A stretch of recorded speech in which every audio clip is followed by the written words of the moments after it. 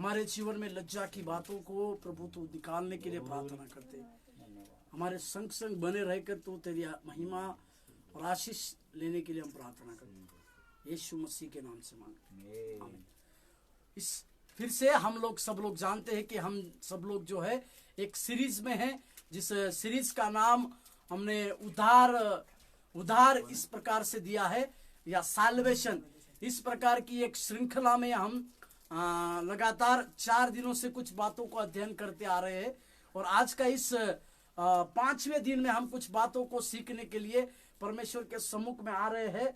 और जैसे कल के दिन में हमने उद्धार के 3 चरणों के बारे में मैंने जैसे आपको बताया, उद्धार के 3 चरण बोलकर मैंने कल उसके पहले उद्धार के चरण में, मतलब पहला उद्धार का चरण मतलब वो क्या है कि हमारा पिछला चरण, मतलब हमारे पुराना जीवन, इसमें हमारा व्यक्तिगत अनुभव किस प्रकार से शामिल होता है।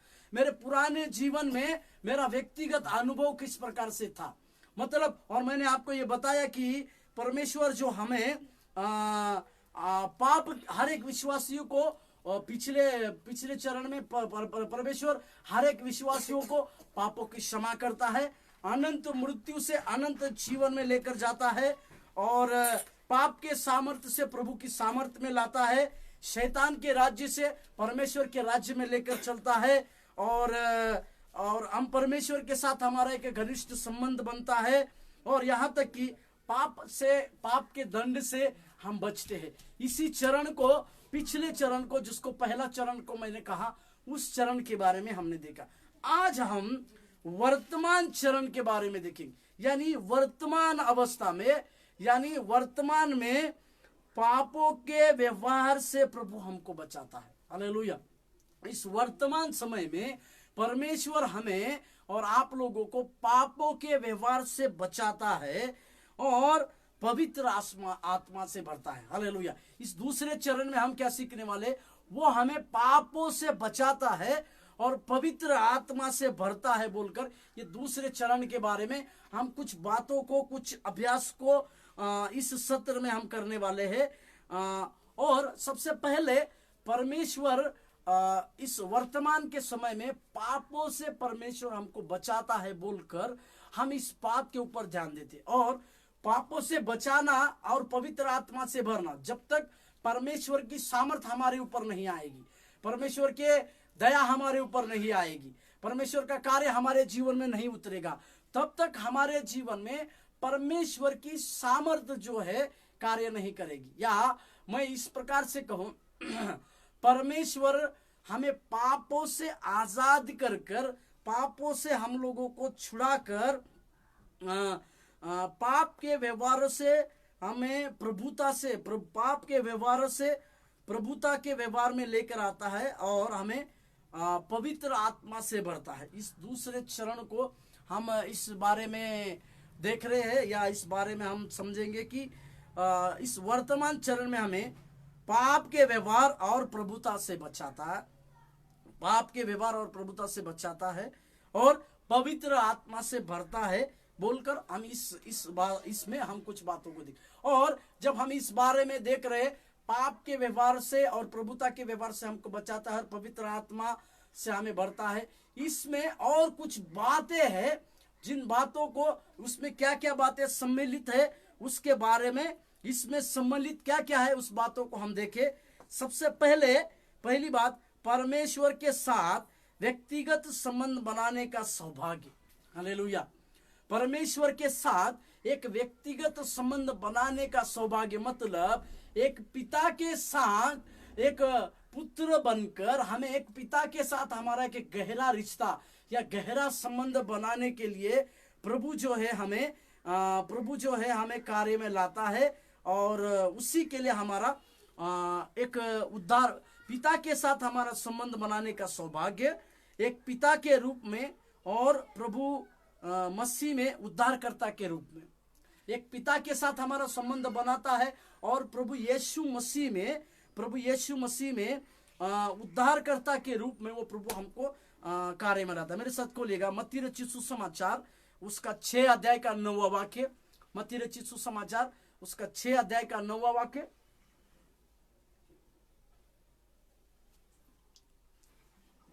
अपने पटु को में न तो सोना, मत्ती रचित सुसमाचार 6 का 9वां वाक्य। अपने हाँ, पटु को में न तो सोना और न रूपा और न तांबा रखना। मत्ती रचित सुसमाचार का किताब, उसमें प्रभु यीशु मसीह एक शिक्षा की बातों को यहाँ पे हम लोगों को दे रहे हैं। सो तुम- वो शिक्षा का बात गलत सो वचन तुम- पढ़ा गया है, उसमें इस तरह से लिखा है, सो अतः तुम इस रीति से प्रार्थना इस किया रीति करो, से प्रार्थना करो, हे हमारे पिता, हे हमारे पिता। तू जो स्वर्ग में है, आमीन।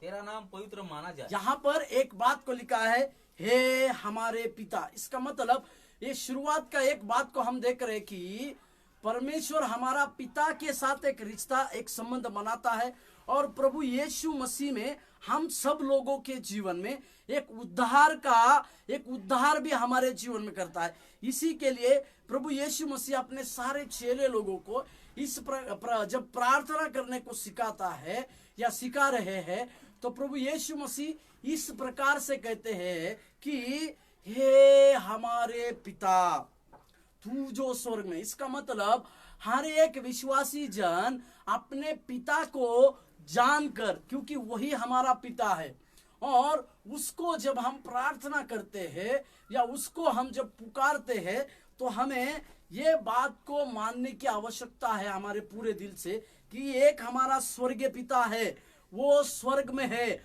और उसको जो कोई पहचानता है, जो उसको जो कुछ मांगते हैं, उनके जीवन में परमेश्वर का कार्य, प्रभु की दया पूरी होती है।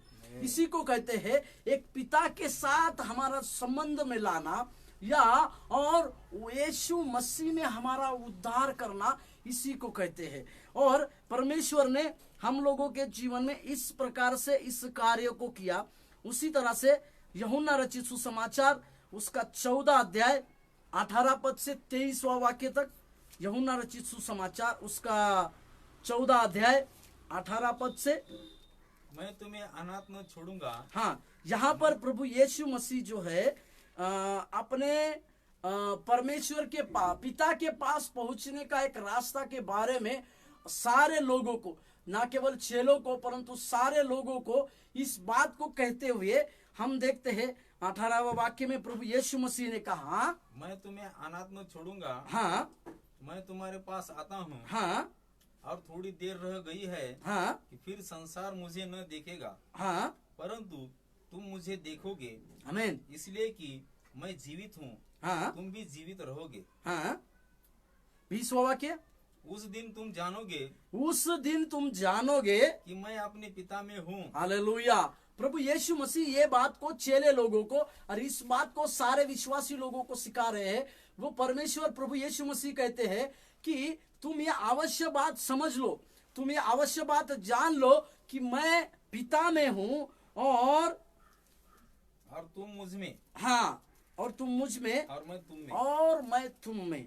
और उसी में 23वां वाक्य, यीशु ने उसको उत्तर दिया, यीशु ने उनको उत्तर दिया, यदि कोई मुझसे प्रेम रखे, यदि कोई मुझसे प्रेम रखते तो वह मेरे वचन को मानेगा, वो मेरे वचन को मानेगा, और मेरा पिता हाँ, उससे प्रेम रखेगा, उससे प्रेम रखेगा, और हम उसके पास आएंगे, हम उसके पास आएंगे और उसके साथ वास करेंगे। हालेलुया। यहाँ पर प्रभु यीशु मसीह हर एक मनुष्य को पिता के संबंध के बारे में बताते हैं, पिता के संबंध में लेते हैं। हालांकि ले बालकपन का हे हमारे स्वर्गीय पिता जैसे हम कहते हैं हमारे परमेश्वर को, ये एक हमारा परमेश्वर के साथ का एक संबंध को दिखाता है। परमेश्वर के साथ का एक संबंध को प्रभु यीशु मसीह दिखाते हैं। परमेश्वर यीशु मसीह कहते हैं कि मैं और पिता एक है, जो मुझको जानते हैं वो पिता को जाने हैं। और फिर यही बात को वो अपने चेले लोगों को, अपने विश्वासी लोगों को इस प्रकार से कहते हैं कि वो हमारा पिता है, और उसी यीशु मसीह के द्वारा हमारे जीवन में इस प्रकार से उद्धार की बातें और उद्धारकर्ता के रूप में यहाँ प्रभु हमको सिखाते हैं। जैसे हम यूहन्ना का 14:6 में भी जब पढ़ते हैं तो उसमें यीशु मसीह ने सफल रीति से कहा, मार्ग, सत्य और जीवन मैं हूं, बिना मेरे द्वारा कोई पिता के पास कोई नहीं पहुंच सकता। इसका मतलब प्रभु यीशु मसीह यहाँ पर दो बातों को कर रहे हैं। वो ये कर रहे कि हमारा रिश्ता पिता के साथ भी बना रहे हैं और हम लोगों को एक उद्धार का रास्ता भी बता रहे हैं। तो हालेलुया, इस परमेश्वर के लिए प्रभु यीशु मसीह का इस वर्तमान चरण में हम धन्यवाद देने की आवश्यकता है। मेरे साथ और एक वचन को पढ़िएगा, गलतियों का पत्री 4:6 वाक्य। गलतियों का पत्री 4:6 वाक्य। और तुम जो पुत्र हो, हाँ, इसलिए आमीन, परमेश्वर ने अपने पुत्र के आत्मा को, हाँ, जो है अब्बा, हे पिता कहकर पुकारता है, हाँ। हमारे हृदय में भेजा है। यहाँ पर पौलुस इस वाक्य को शुरुआत करता है, और तुम जो पुत्र हो। इसका मतलब हम लोग उस आशीष के वारिस है, उस वारिसदार परमेश्वर के पुत्र है। इसी के लिए वो कहता है कि जब हम कभी परमेश्वर को अब्बा पिता कहते हैं, जो हमारे हृदय से शब्द निकलता है, जब हम अब्बा पिता कह के हमारे स्वर्गीय परमेश्वर को पुकारते हैं, यीशु मसीह के नाम से जब हम उस स्वर्गीय पिता को पुकारते हैं, तो हमारा रिश्ता परमेश्वर के साथ घनिष्ठ होता है। और इस रिश्तों को पूरा करने के लिए उद्धारकर्ता के रूप में प्रभु यीशु मसीह आया, और यीशु मसीह ने हम लोगों का रिश्ता पिता के साथ भी घनिष्ठ किया और हम लोगों को उद्धार का भी मार्ग बताया। हालेलुया, प्रभु के नाम की महिमा और प्रशंसा होने पाए, क्योंकि परमेश्वर जो है उसके कार्य को पूरा करने वाला है। दूसरा, इसमें और एक बात को आती है, अपनों को उनमें से गिनना जो पाप के लिए मर गए हैं। अपने आप को उन लोगों में गिनना है जो पाप के लिए मर गए। इसका मतलब ये वर्तमान का चरण है, उद्धार में ये वर्तमान का चरण है। इसमें हमारे जीवन में अवश्य ये बात है कि हम लोगों को इस प्रकार से जीवन जीना है कि हमारे पास, हमारे अंदर से पाप मर गया है। इसी को मेरे साथ खोलिएगा, रोमियो का किताब उसका 6 अध्याय, रोमियो का किताब उसका 6 अध्याय, रोमियो का किताब उसका 6 अध्याय, उसका पहले 14वां वाक्य पढ़ेंगे। रोमियो का किताब उसका 6 का 14। और तुम पर हाँ, पाप की प्रभुता न होगी, पाप की प्रभुता न होगी, क्योंकि तुम व्यवस्था के अधीन नहीं, हाँ, वरना अनुग्रह के अधीन हो। हालेलुया, प्रभु के नाम की महिमा और प्रशंसा होने पाए। यहाँ पर एक वाक्य को पौलुस ने कहा कि ये व्यवस्था क्या सिखाती थी? व्यवस्था पाप बलि को सिखाती थी। वह भी व्यवस्था दोष बलि और उसके लिए पापों की बलि चढ़ाने को सिखाती थी। परंतु प्रभु यीशु मसीह का धन्यवाद हो, जब प्रभु यीशु मसीह इस कलवरी क्रूस पर लगाए गए, तो जो 10 आज्ञा को दिया गया था प्रभु के द्वारा, उस 10 आज्ञा को प्रभु ने इधर यहाँ 5 और यहाँ 5 जो कलवरी क्रूस पर प्रभु यीशु मसीह लटकाए गए, उनके हाथों में जो कीले मारे गए, उनके मृत्यु के द्वारा वो 10 आज्ञा व्यवस्था, ये 10 आज्ञा मतलब जो व्यवस्था की जो बातें थी वो टूट गई। उसको प्रभु यीशु मसीह ने दूर किया और हम लोगों के जीवन में अनुग्रह पर अनुग्रह और अनुग्रह पे अनुग्रह आया। तो इसका मतलब हमें क्या करना चाहिए? जैसे पौलुस ने कहा कि मैं अपनी देह को मारता और कूटता और वश में लाता हूं। इसका मतलब यह है कि हमें हमारे जीवन में पाप रहित जीवन, या हमारे पाप के लिए हम मर गए हैं, इस प्रकार की बातें हमारे जीवन में जीने की आवश्यकता है। मेरे साथ और एक वचन पढ़िए, रोमियो का किताब 6 का 6, रोमियो का किताब 6 अध्याय का 6वां वाक्य। हम जानते हैं कि हमारा पुराना मनुष्यत्व, हमारा पुराना मनुष्यत्व, हाँ, उसके साथ, हाँ, क्रूस पर चढ़ाया गया। इसका मतलब पुरानी जो आदतें, पुराने गंदे बातें, पुरानी गंदी आदतों, पुराने गंदे लुचपन की बातें और कई प्रकार की बुरी बुरी बातें, इन सारी बातों को हमें क्या करना है? उस क्रूस पर लटकाने की आवश्यकता है। जब हम उस क्रूस को देखते हैं, परमेश्वर की हुजूरी में जब तब हुजूरी को देखते हैं, तो हमें इस बात को अवश्य समझना है कि हमारा पुराना मनुष्यत्व उस क्रूस पर हमने लटकाया है। और इसी को रोमियो का किताब 12वें अध्याय में पौलुस और सफाई रीति से कहता है, दूसरा 12 का दूसरा वाक्य, और इस संसार के सदृश न बनो, सदृश मनो न बनो, परंतु हाँ, तुम्हारी बुद्धि के नए हो जाने से, तुम्हारी बुद्धि के नए हो जाने से तुम्हारा चाल चलन बदलता जाए। इसका मतलब हमारा पाप को मर जाना ये बहुत जरूरी चीज है। पाप हमारे अंदर, जब पुराने जीवन में पाप हमारे अंदर प्रभुता करता था, परंतु जब हम प्रभु यीशु मसीह को स्वीकार किए, जब प्रभु यीशु मसीह को उद्धार के रूप में हमने स्वीकार किया, तो अवश्य हमारे जीवन में ये बात समझने की आवश्यकता है कि पाप का जीवन हमारे पास से पूरी तरह से मर जाना चाहिए। पाप का जीवन हमारे लिए पूरी रीति से मरना ही आवश्यक है। इस बातों को हम समझना चाहिए। उसी वचन को रोमियो का किताब 6:6 में पढ़िए, 6:7, रोमियो का किताब 6 अध्याय 7वां वाक्य। क्योंकि हाँ, जो मर गया वह पाप से छूटकर धर्मी ठहरा। पाप से छूटकर धर्मी ठहरा। इसका मतलब हमें पाप अपने आप को उसमें गिनना है जो पाप के लिए मर गए हैं, और आत्मा की अगुवाई में समर्पित करना।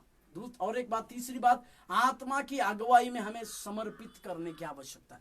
अपने आप को आत्मा की अगुवाई में समर्पित करने की आवश्यकता है। भजन संहिता 32 का 8 को हम इस बार पढ़ेंगे। भजन संहिता का किताब उसका 32वां अध्याय और 8वां वाक्य। भजन संहिता 32 का 8।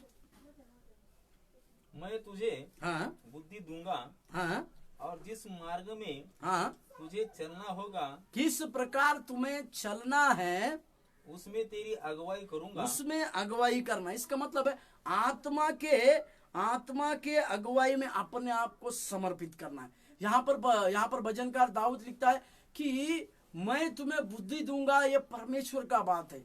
जब हम अपने जीवन को परमेश्वर के हाथों में सौंपते हैं, अपने जीवन को पवित्र आत्मा के अधीनता में जब हम देते हैं, तो पवित्र आत्मा हमको कार्य कराता है। परमेश्वर की पवित्र आत्मा हमको अगुवाई करती है। और एक मेरे साथ वचन को पढ़िएगा, रोमियो का किताब उसका 8वां अध्याय, रोमियो का किताब उसका 8वां अध्याय, उसका पहले हम 17वें पद को पढ़े। और यदि संतान है तो वारिस भी, वरना परमेश्वर के वारिस और मसीह के संगी वारिस है। जबकि हम आप उसके साथ दुख उठाए कि उसके साथ महिमा भी पाए। इसका मतलब हम जो दुख उठाए उसके साथ उसकी महिमा के भी बातों को हम करें। उसी का 8 का 4वां वाक्य पढ़िए, 4 और 5। इसलिए कि व्यवस्था की विधि हम में जो शरीर के अनुसार नहीं, वरना आत्मा के अनुसार चलते हैं की जाए, पूरी हो जाए। हालेलुया। 5वां वाक्य, क्योंकि शारीरिक व्यक्ति शरीर की बातों पर मन लगाते हैं, परंतु आध्यात्मिक आत्मा की बातों पर मन लगाते हैं। इसका मतलब क्या है? शारीरिक मनुष्य जो है शरीर की बातों में मन लगाते हैं, परंतु हमें और आपको परमेश्वर की आत्मा के पास हमें समर्पित होना है, और परमेश्वर की आत्मा के साथ हमें अपने आप को समर्पित करके उसी आत्मा के अगुवाई के अनुसार हमें और आपको चलना चाहिए। हालेलुया। प्रभु यीशु मसीह का धन्यवाद हो, क्योंकि वो बुद्धि का दाता। इसी बात को दाऊद अपने जीवन में सीखा। ना केवल उसको सीखा, परंतु वो सीखने के बाद वो सोलेमान जो उसका पुत्र था उसको ये सिखाया कि अपनी बुद्धि का सहारा ना लेना, अपने मन का सहारा ना लेना, परंतु अपनी इच्छा को परमेश्वर के हाथों में देना, क्योंकि वो तुमको संभालेगा। इस प्रकार की बातों को सोलेमान जो राजा था, वो राजा के जीवन में भी हम होते हुए देखते हैं। मेरे साथ और एक बात को हम देखते हैं। और एक बात, और परमेश्वर के वचन में और परमेश्वर के वचन में अपने आप को सम्मिलित करने की आवश्यकता है। परमेश्वर के वचन ना केवल पढ़ना है, क्योंकि याकूब ने कहा वचन को पढ़ने वाले नहीं परंतु उसके ऊपर चलने वाले बनो कर याकूब ने कहा।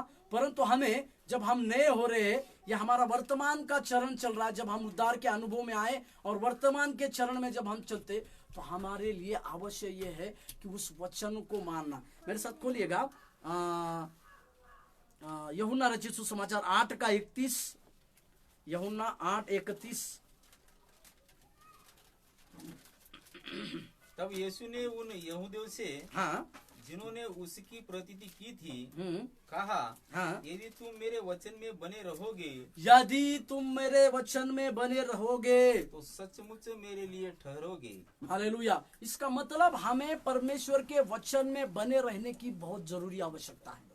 प्रभु के वचन में रहना, प्रभु के वचन में बने रहना, ये हमारे लिए सबसे बड़ी बात है। इस बातों को यहाँ पे प्रभु यीशु मसीह खुद के, उसी यूहन्ना का 14:21 वाक्य पढ़ते हैं। 14:21। प्रभु यीशु मसीह के वचनों में हमें बनना है। जिसके पास मेरी आज्ञा है, हाँ, और वह उन्हें मानता है, वही मुझसे प्रेम रखता है, और जो मुझसे प्रेम रखता है उससे मेरा पिता प्रेम रखेगा, हाँ, और मैं उससे प्रेम रखूंगा। यहाँ पर आपको ये परमेश्वर के साथ प्रेम रखने की जो बातें हैं वो हमें पवित्र शास्त्र सिखाती है, क्योंकि परमेश्वर जो है प्रेम है बोलकर हम देखे हैं। तो हमें यीशु मसीह के अगर चेले बनने की आवश्यकता है, तो हमें हमारे जीवन में परमेश्वर के वचनों को स्वीकार करना, या परमेश्वर के वचनों के ऊपर या परमेश्वर के वचनों के साथ हमारा जीवन बिताना बहुत जरूरी है। और एक वचन पढ़ते हैं, 2 तीमुथियुस का किताब, उसका 3:15 और 16 वाक्य। 2 तीमुथियुस 3:15 और 16। 2 तीमुथियुस 3:15 और 16। बालकपन हाँ से पवित्र शास्त्र तेरा जाना हुआ है, हाँ, जो तुझे मसीह पर विश्वास करने से उद्धार प्राप्त करने के लिए बुद्धिमान बना सकता है। हालेलुया।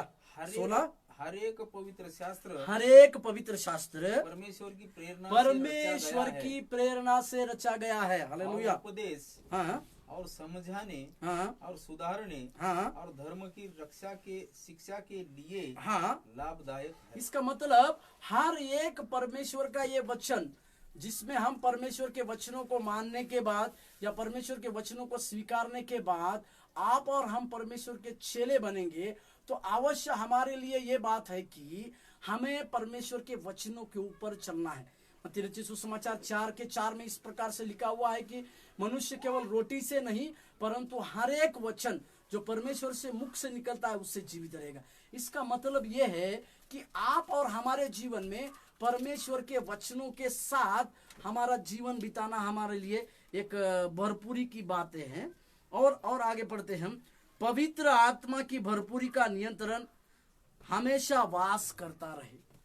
हमारे अंदर पवित्र आत्मा की उपस्थिति, पवित्र आत्मा की भरपूरी का नियंत्रण हमेशा वास करता रहे। मतलब पवित्र आत्मा की भरपूरी हमारे अंदर होनी चाहिए।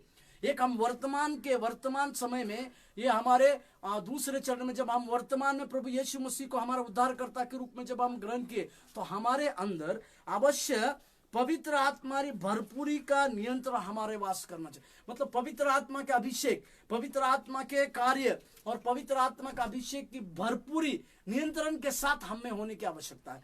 मेरे साथ खोलिएगा प्रेरितों के काम दूसरा अध्याय, प्रेरितों के काम उसका दूसरा अध्याय 33 से 39 तक। प्रेरितों के काम उसका दूसरा अध्याय। इस प्रकार परमेश्वर के दाहिने हाथ से सर्वोच्च पद पाकर और पिता से वह पवित्र आत्मा प्राप्त करके जिसकी प्रतिज्ञा की गई थी। वहाँ पर लिखा पवित्र आत्मा जिसकी प्रतिज्ञा की गई थी, जिसने यह उंडेल लिया कि जो तुम देखते और सुनते रहो। क्योंकि आगे दाऊद तो स्वर्ग पर नहीं चढ़ा, आमीन, परंतु वह आप कहता है कि प्रभु ने मेरे प्रभु से कहा, आमीन, मेरे दाहिने बैठ। मेरे दाहिने बैठ, जब तक कि मैं तेरे बैरियों को तेरे पांवों तले की चौकी न कर दूं। हालेलुया। और उसी में 38वां वाक्य पढ़ते हैं। पतरस ने उनसे कहा, मन फिराओ और तुम में से हर एक अपने अपने पापों की क्षमा के लिए यीशु मसीह के नाम से बपतिस्मा लो, तो तुम पवित्र आत्मा का दान पाओगे। इसका मतलब कि एक वर्तमान समय के चरण में जब हम उद्धारकर्ता के रूप में प्रभु को स्वीकार करते हैं तो अवश्य हमारे जीवन में पवित्र आत्मा की भरपूरी का नियंत्रण होने की आवश्यकता है। पवित्र आत्मा की भरपूरी हमेशा हम में वास रहने की आवश्यकता है। पर जैसे भजनकार दाऊद ने लिखा, मेरा सोता उमड़ रहा है बोलकर लिखा। इसका मतलब क्या है कि हमारे अंदर परमेश्वर के पवित्र आत्मा की सामर्थ और उसकी उपस्थिति का नियंत्रण भी हमारे संग संग रहने की आवश्यकता है। मेरे साथ को लेगा इफिसियों का पत्री 5:18।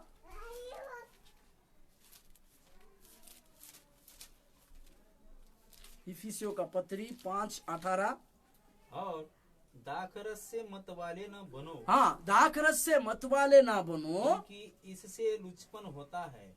आगे, पर आत्मा से परिपूर्ण होते जाओ। परंतु आत्मा से परिपूर्ण होते जाओ बोलकर प्रभु यीशु मसीह इस प्रकार की बातों को कहते हैं। प्रभु यीशु मसीह इस प्रकार के कार्यों को हमारे दिखाते हैं। इसका मतलब हमें अवश्य है कि परमेश्वर की आत्मा की सामर्थ को नियंत्रण के साथ हमारे अंदर वास करने की आवश्यकता भी है। और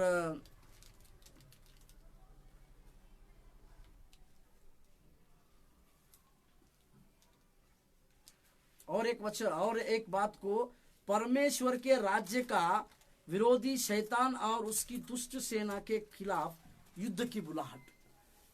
मैं फिर से पढ़ूं, इसमें आखिरी इसमें परमेश्वर के राज्य का विरोधी शैतान और उसकी दुष्ट सेना के खिलाफ हमें युद्ध की बुलाहट में रखना है। आत्मिक हथियारों के बारे में इफिसियों के पत्री में 6 अध्याय के 10 से लेकर आगे तक हम इस बातों को समझते हैं। तो हमें शैतान और उसकी दुष्ट सेना के खिलाफ युद्ध करने की बुलाहट हमें है।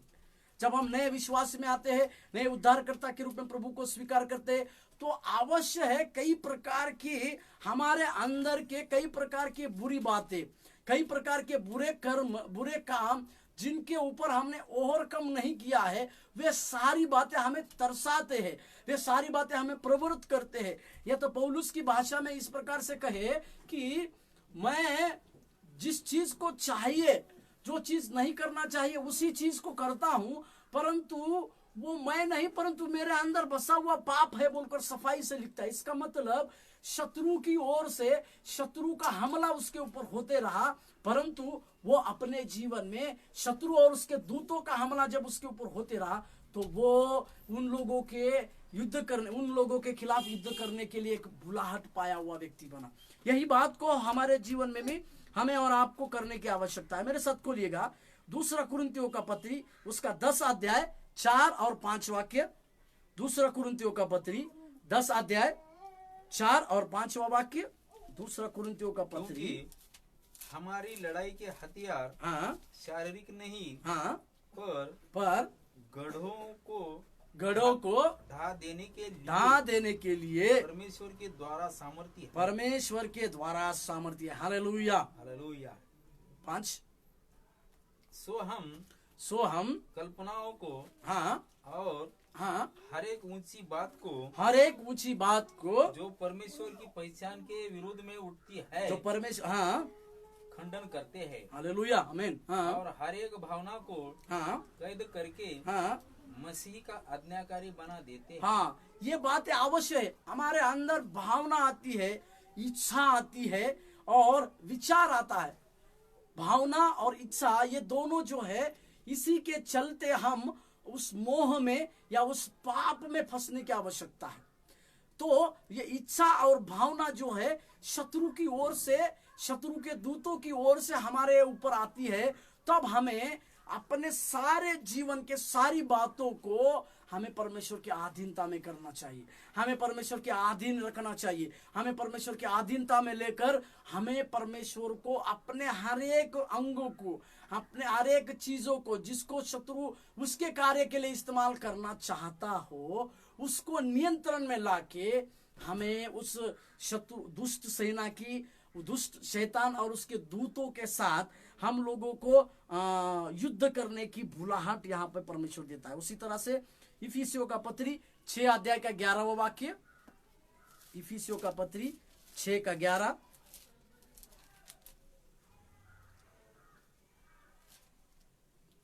परमेश्वर के सारे हथियार, परमेश्वर के सारे हथियार बांध लो कि तुम हाँ शैतान की युक्तियों के सामने खड़े रह सको। ये एक बुलाहट है, ये एक बुलाहट यहाँ पे पौलुस लोगों इफिसियों के पत्री, इफिसियों के लोगों को सिखा, एक बुलाहट है। किस प्रकार की बुलाहट है? शैतान और उसके दूतों के साथ लड़ने की एक बुलाहट को वो देता है कि शैतान की सारी युक्तियों के सम्मुख में हम खड़े रह सके। हालेलुया, प्रभु के पवित्र नाम की महिमा। उसी का 16वां वाक्य पढ़िए। और उन सब के साथ विश्वास की ढाल लेकर स्थिर रहो, जिससे तुम उस पर उस दुष्ट के सब जलते हुए तीरों को बुझा सको। दुष्टों के सब जलते हुए तीरों को बुझा सको। इसका मतलब शत्रु शैतान और उसके दूतों के खिलाफ हमें एक युद्ध करने के लिए हमेशा तैयार रहना है। इसी बात को पतरस लिखता है पहला पतरस की किताब उसका 5वें अध्याय का 8वां वाक्य, पहला पतरस की किताब उसका 5 अध्याय का 8वां वाक्य। सचेत हो और जागते रहो, क्योंकि तुम्हारा विरोधी शैतान गरजने वाले सिंह की नाई, ध्यान दीजिए, गरजने शैतान एक गरजने वाले सिंह के समान है, सिंह की नाई, जो इस खोज में रहता है, इस खोज में रहता है किसको फाड़ खाए, किसको फाड़ डाले। हालेलुया। वहां पर भी पतरस कहता है कि सचेत रहो, सचेत रहो। इसका मतलब हमारे जीवन में शत्रु और उसके दूतों का किसी भी प्रकार का वार होने से पहले हमें उनके खिलाफ युद्ध करने के लिए, या हमें उनके खिलाफ युद्ध करने की बुलाहट को स्वीकार करनी है। और परमेश्वर के उस अनुग्रह के द्वारा, परमेश्वर के सारे हथियारों को लेके, परमेश्वर की सारी सामर्थ्य को लेके, हम सारे लोगों के जीवन में हम सारे उस शत्रु की सेना का सामना करने के लिए, शत्रु की सेना को पराजित करने के लिए हमें लगातार युद्ध करने की आवश्यकता है, उसके खिलाफ युद्ध करने की भी आवश्यकता है। इस बात को हम एक बात को ध्यान दें कि जब हम वर्तमान में, इस वर्तमान के चरण में जब हम आते हैं, नया विश्वासी जब हम बनते हैं, परमेश्वर के उद्धार को स्वीकार करते हैं, तो हमारे जीवन में एक सबसे बड़ी बात होनी चाहिए, पापों के अंग को पूरी तरह से मारना चाहिए और पवित्र आत्मा की सामर्थ्य और पवित्र आत्मा के नियंत्रण में हमें लेकर चलना है। जब हम पवित्र आत्मा की सामर्थ्य को बढ़ाएंगे, पवित्र आत्मा के सामर्थ्य में चलते रहेंगे, तो हमारे शरीर के जो भाग है, उस शरीर के जो कार्य है, वो धीरे धीरे धीरे कम हो जाएंगे। हालेलुया। इसी प्रकार की बातों को परमेश्वर प्रभु यीशु मसीह ने अपने 40 दिन के उस उपवास प्रार्थना में हम लोगों को सिखाया। प्रभु यीशु मसीह ने उन 40 दिन की उपवास प्रार्थना को कर कर हमें ये सिखाया कि मनुष्य के लिए सारी बातें संभव हो सकती है। मनुष्य के अंदर जो अभिलाषाएं हैं, जो इच्छाएं हैं, उन सारी इच्छाओं को प्रभु यीशु मसीह ने उन 40 दिनों के अंदर पार करने की ताकत का उदाहरण हमको दिया। मेरे प्रियो, आज हम इस बात को जाने कि परमेश्वर की आत्मा की सामर्थ्य जब हमारे ऊपर आए, परमेश्वर की आत्मा की सामर्थ्य जब हमारे ऊपर चले, तो हम पापों के उस पाप भरे कार्यों को और हमारे शरीर के गंदे कामों को छोड़ने की सामर्थ्य परमेश्वर हमको देने। आइए हम प्रार्थना करें। हमारे स्वर्गीय अति महान परमेश्वर, हम धन्यवाद देते हैं इस वर्तमान में प्रभु, जब एक वर्तमान समय में परमेश्वर जब हम उद्धार के रूप में आते हैं, ना केवल हमें पाप से भागना है, पाप से बचना है, पवित्र आत्मा के नियंत्रण में रहना है, आपके वचनों को स्वीकार करना है, पिता के साथ हमारा घनिष्ठ रिश्ता बनने की आवश्यकता है, और शरीर के कामों को दूर कर कर आत्मा के अनुसार चलना है, और शत्रु की सारी युक्तियों को भी हमें समझने की आवश्यकता है। इस प्रकार की बातें हमारे जीवन में पूरी होने के लिए, इस प्रकार के कार्य हमारे जीवन में पूरा करने के लिए प्रभु हम अपने आप को सौंपते हैं प्रभु। हालेलुया। लज्जा की जो बातें, लज्जित करने वाली जो पापों की बातें हैं प्रभु, उसमें से हमको बचाने वाला प्रभु यीशु मसीह है। वचन इस तरह से बतलाती है, जिन्होंने उसकी ओर देखा उनके मुंह को वो कभी लज्जित नहीं करता। उन लज्जा की कामों को दूर करने के लिए प्रभु हमारे जीवन में एक नया कार्य, नई बातें, नया अनुग्रह तू उंडेलने के लिए सहायता कर।